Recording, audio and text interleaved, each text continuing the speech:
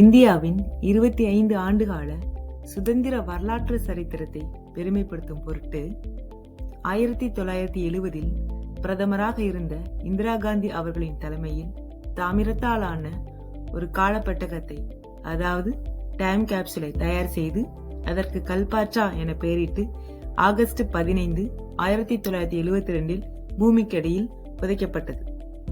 அதில் 1000 வருடங்களுக்கு பிறகு இந்த டைம் கேப்சூல் திறக்கப்பட வேண்டும் என்ற குறிப்பும் எழுதப்பட்டிருந்தது.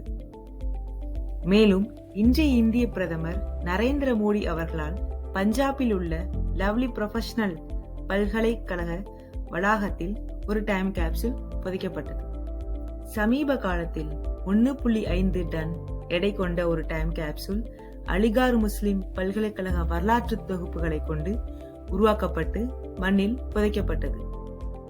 இதிலிருந்து டைம் கேப்சூல்னா என்னங்கிறது ஒரு ஐடியா வந்திருக்கும். அதாவது டைம் கேப்சூல்ங்கிறது வரலாற்று சிறப்புமிக்க தகவல்கள் மற்றும் பொருட்களை உள்ளடக்கிய ஒரு வகை கொள்கலன்கிறது தெளிவா தெரிஞ்சிருக்கும். இந்தியாவில் மட்டும் இல்லைங்க, உலக அளவுல டைம் கேப்சூல் இன்று வரை புதைக்கப்பட்டு வருகின்றது. இந்த டைம் கேப்சூல் புதைக்கப்படுறதுக்கான நோக்கங்கள் என்ன மற்றும் குழந்தைகளுக்கான டைம் கேப்சூல் என்னங்கறத பேசலாம் வாங்க. Good morning coach. கேக்கல. Good morning coach. சத்தமா. Good morning coach. நம்ம கீழ சத்தம் பேசிக்கிட்டு இருக்க மாமா. பொதுவா சொல்லணும்னா டைம் கேப்சூல்ங்கிறது காலத்தின் முக்கிய தருணங்களின் பதிவு அப்படின்னு சொல்லலாம்.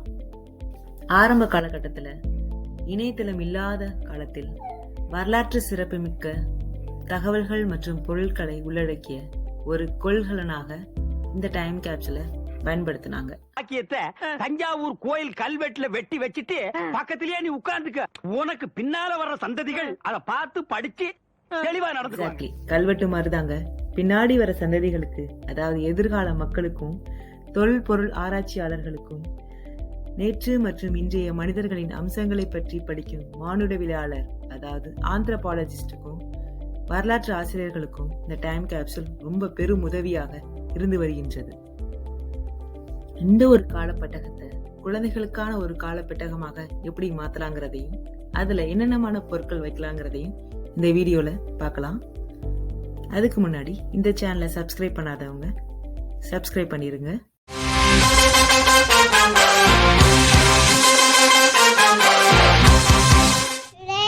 we're going to make a time capsule.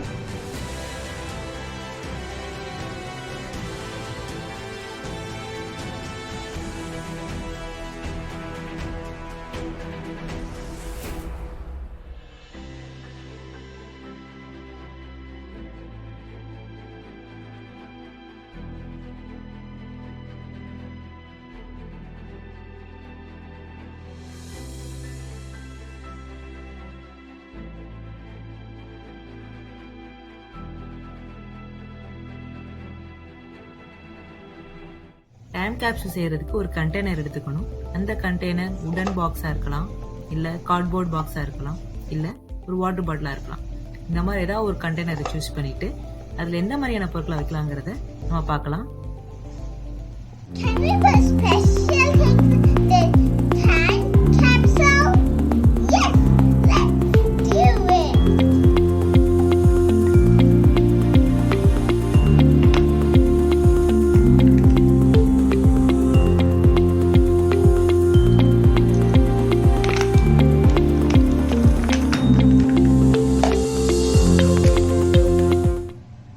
ஒரு வருடத்தில் உங்க குடும்பத்தில் நிகழ்ந்த மகிழ்ச்சியான தருணங்களை நினைவுபடுத்தும் பொருட்களை கொண்டு நீங்க டைம் கேப்சூல் ரெடி பண்ணலாம். பாக்ஸில் எல்லாமே வச்ச பின்னாடி நல்லா பாக்ஸை க்ளோஸ் பண்ணிட்டு அந்த பாக்ஸ் மேலே என்னைக்கு இந்த டைம் கேப்சூல் பண்ணங்கிற டேட்டையும் என்னைக்கு இதை நீங்கள் ஓப்பன் பண்ணி பார்க்க போறீங்கிற டேட்டையும் எழுதி வைக்கணும்.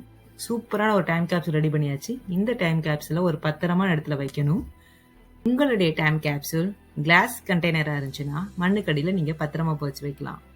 கார்ட்போர்ட் பாக்ஸா இருந்துச்சுன்னா வீட்டுல ரேரா யூஸ் பண்ற பிளேஸ்ல சேஃப்டியா வைக்கணும்.